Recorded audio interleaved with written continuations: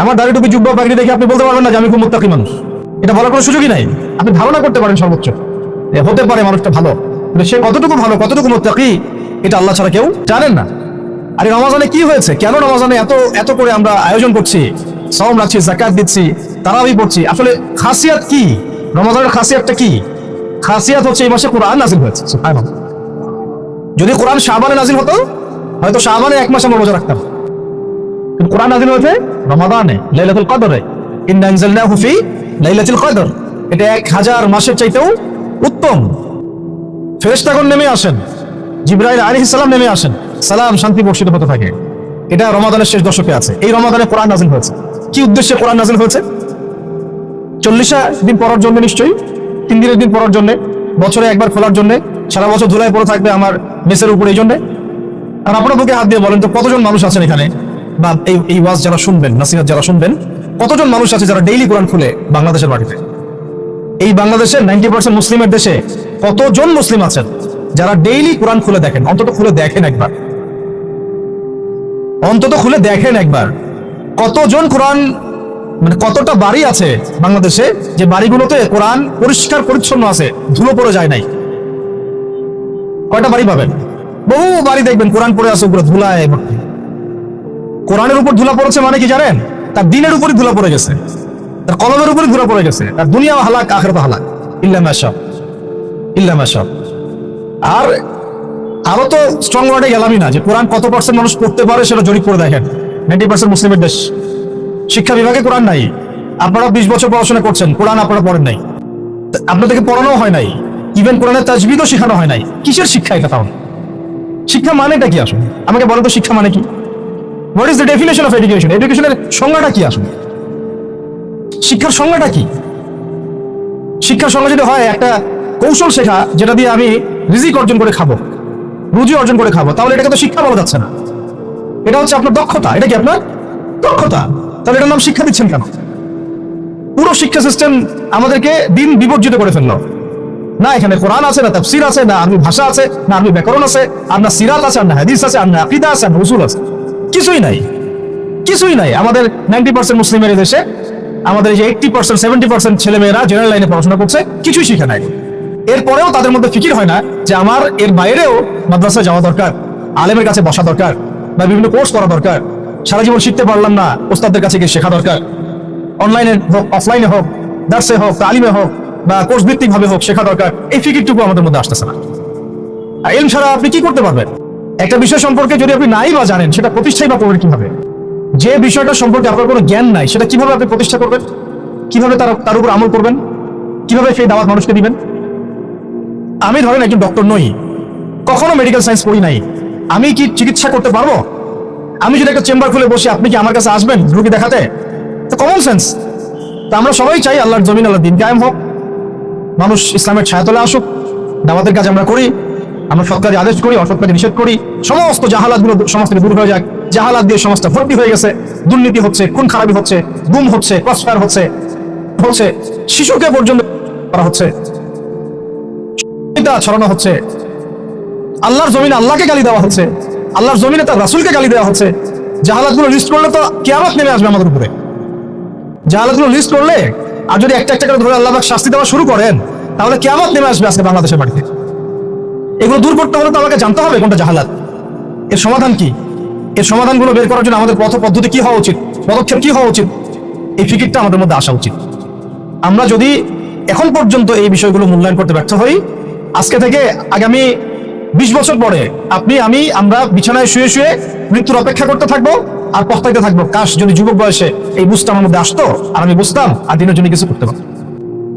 এতটুকু আজকের জন্য যথেষ্ট। আমরা ফিকির করি আমাদের জীবনের উদ্দেশ্য কি, লক্ষ্য কি, কেন দুনিয়াতে আসছি, কোথায় যাব, যাওয়ার পরে আমার কি হবে।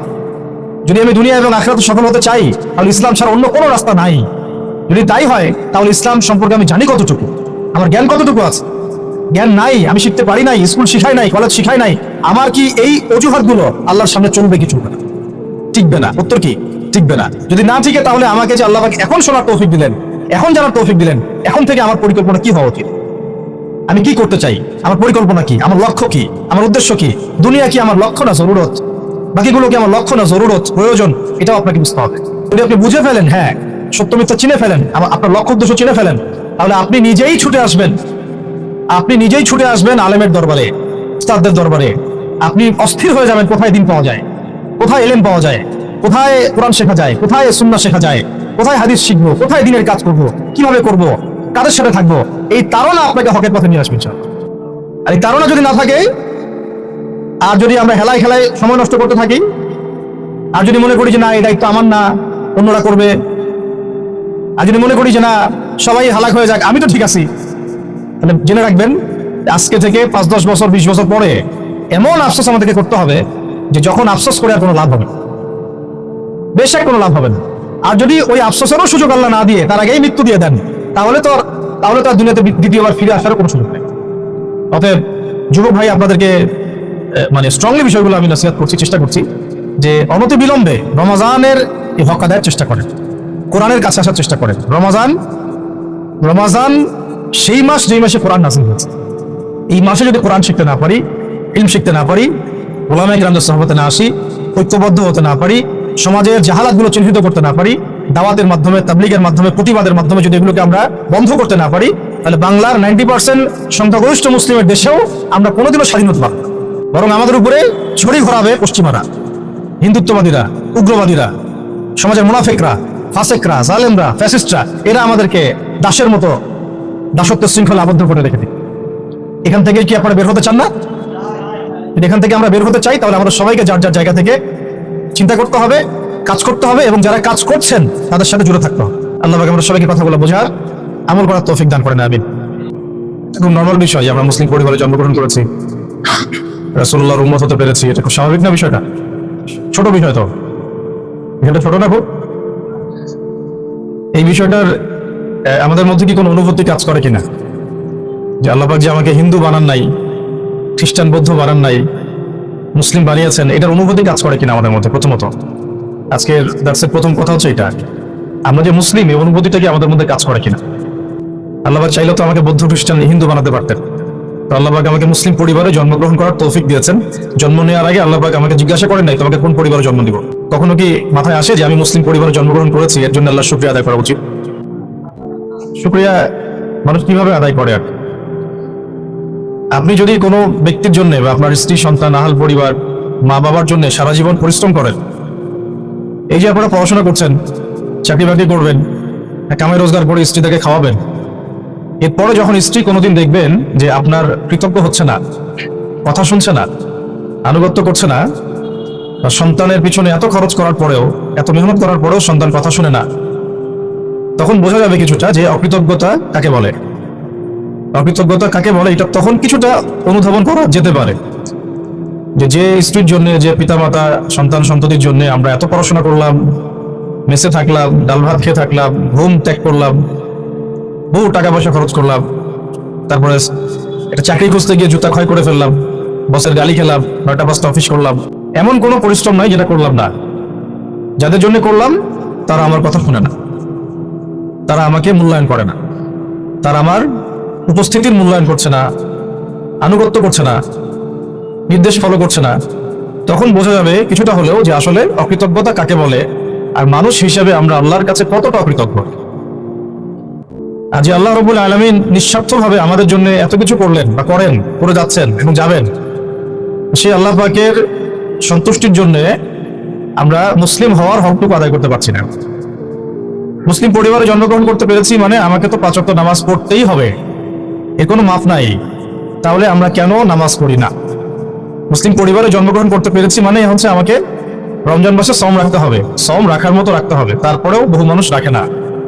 যাকাত দিতেই হবে, দিতে হবে মানে দিতে হবে বলতে দিলেও হবে, না দিলেও হবে এমন নয়, নিসাব পরিমাণ সম্পদ হলে দিতেই হবে, তবু আমরা অনেকেই দেই না।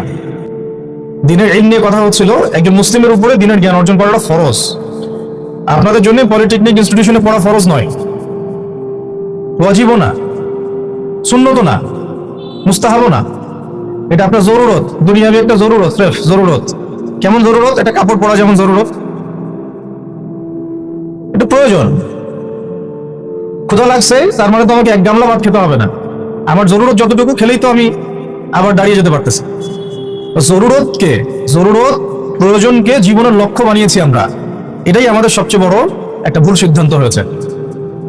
এবং এই প্রয়োজনটাকে মানে উপলক্ষ্যটাকে লক্ষ্য বানিয়ে আমরা যা করছি তার 5%ও আমরা পরকালের জন্য, আল্লাহর জন্য, দিনের জন্য, ইসলামের জন্য করছি না। এই কারণেই আমরা যে মুসলিম পরিবারে জন্মগ্রহণ করতে পেরেছি এই বোধটুকু আমাদের মধ্যে জাগ্রত হচ্ছে না যে আমার জীবন যাপন, আমার লক্ষ্য, আমার উদ্দেশ্য, আমার চালচলন, আমার কাজকর্ম এগুলো যে আর 10 জনের মতো হতে পারবে না বা হওয়া উচিত না।